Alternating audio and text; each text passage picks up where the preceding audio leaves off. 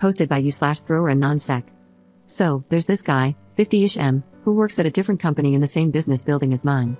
Whenever a woman happens to be arriving at a doorway at the same time as him, he blocks the doorway by leaning against one side and extending his arm across it. He never says anything, just does this eye contact smile thing for maybe 3 seconds, and then allows us to go through. To be clear, he's forcing you to duck under his armpit to get through. Today, it was finally my turn. I got to the main building door right after him. Instead of holding it open so it didn't close in my face like most people do, he just held it open and stood there with a smug smile. It made me nervous, so I said, can I please enter the building? I need to clock in. He responded with a sarcastic wow, geez, fine, sorry before stepping aside, still holding the door open for me. I then said, stop doing that, we all hate it, and just went in.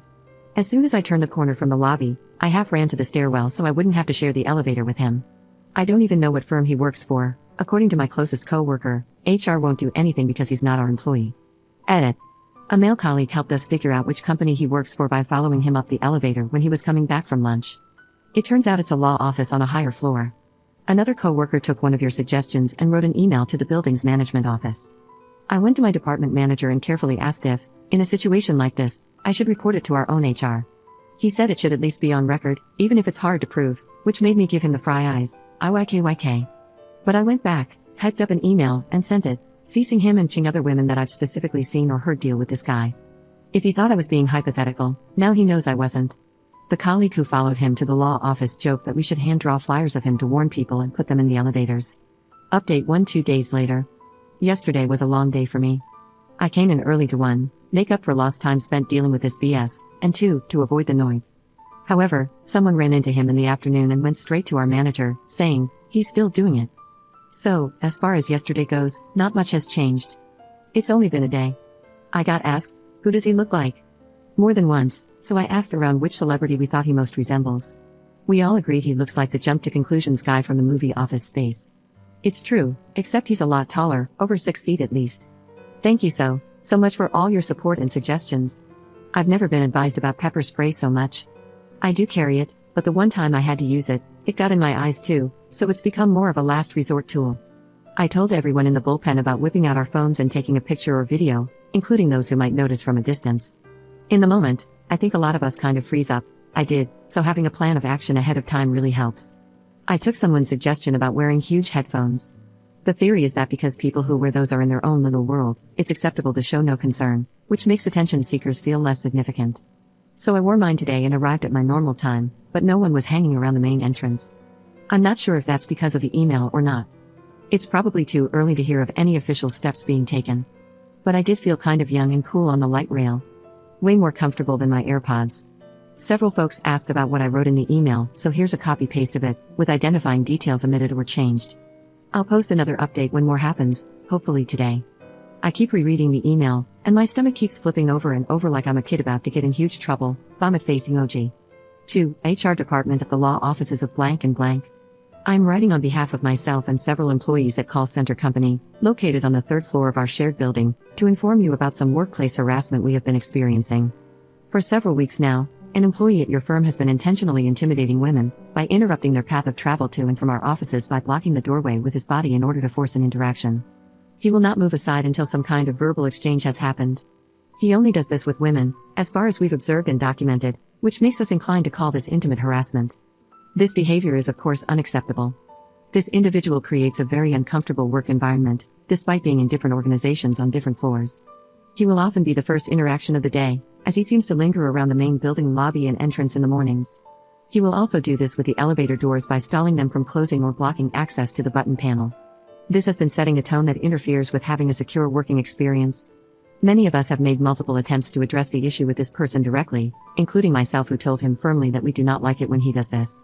We are requesting that your firm take immediate action to investigate and address this issue. This has already been discussed with our department manager and HR department, and they are looking forward to hearing from yours. I have CC'd them on this email, as well as the XYZ Plaza building manager. It is fair to assume that with 6 different organizations sharing the same building, our employees are not the only ones experiencing this. Please inform us when Call Center Company can expect to see the results of your investigation, and what measures will be taken to ensure that this type of behavior does not happen again in the future. We hope that this issue can be resolved quickly, and that appropriate actions will be taken to ensure that all employees working in XYZ Plaza feel safe and respected as we all make our way to and from our offices. Sincerely with gratitude, Up. Okay, I have to get back to work. I will update later on. Update 26 days later. Oh boy, I've never gotten this much traffic from a post before. Mostly, it's been positive, with all the support, suggestions, input, and reminders I've received over the last several days. So many comments have helped me turn my anger into power. I've been riding a high from them and from that email. I've never done anything like that before, and I'm so appreciative of the support and validation that I did the right thing. Here's how the week has been going. Monday, no one saw the Noid, which is what I've been calling him. I arrived 15 minutes early just in case.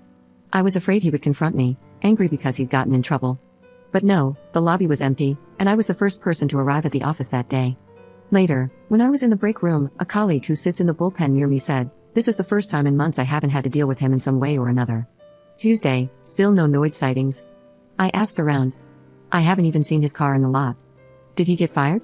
It was super busy that day, and I was pretty much glued to my desk, so I didn't have time to meet with my manager or do anything besides shooting him a quick, "Hey, any response?" via Teams before I left for the day. I didn't want to be pushy, but I really wanted to know. Yesterday, Wednesday, mid-morning, a few women, including myself, were asked to meet with HR separately. I learned that the law offices of blank and blank's HR rep emailed a response to my email directly to them and my manager on Monday, without CCing me on it, which made me feel some kind of way, but whatever. The Noid is not an attorney but a paralegal, and he is on voluntary leave for the week. I asked if the response email could be forwarded to me, but I was told that policy prevents HR from disclosing any disciplinary actions that might have been taken against him. Then I had to write a short statement describing my specific encounter. I hate how, in words, it doesn't look like a big deal, but I was assured that it is. A bunch of us went out for cocktails after work, and I got to hear what others wrote in their statements, like how he sometimes followed them to their cars trying to talk to them, or how he would stand in the elevator doors, preventing them from closing until they said please. EU, just EU. Today, Thursday, I just got here, and still no Noid. We are all hungry to know what happened, if he got fired, transferred, or something else. No one has been told anything except that he chose to take some days off. Maybe this is the law office protecting themselves, I don't know. The thing I'm most afraid of is if he comes back, will he be hostile or retaliate in some way, and I'll have to be brave again and report it. I wish we had a spy in their office. I'm sorry I don't have more for you. It's kind of anticlimactic, I know. I promise that if I find out what actually happened to him, I will let you all know. Or if he reappears, I'll loop you all in. Edit. I'm getting a frame for that email for my apartment. Up in the comments. We are all hungry to know what happened. I think I mentioned in the original post that another coworker emailed the management at the law office, but she wasn't one of the people who joined us for drinks. I don't know if or when she had her HR meeting. I don't want to ask either, because she's probably just as on edge as I am, and who knows how much worse her encounters were. The fact that she was fed up enough to communicate with them directly is heavy.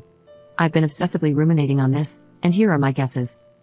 1. Between my email, hers, and our male coworker following him to see where he worked, they must have gotten a pretty good description and identified him, or his identity was verified from the info in the emails. 2. He does this to women in his own office, and someone in HR immediately knew who we were referring to. Maybe he's even been reported before but had plausible deniability. Also insane how I'm learning all these legal terms, lol. I'm seriously considering going back to school and getting a law degree at 50, how insane is that? 3. No one was identified, but maybe a company-wide reminder went out about reporting intimate harassment. At my job, we have to do video trainings on stuff like this every year or so maybe they had a meeting or sent a mass email.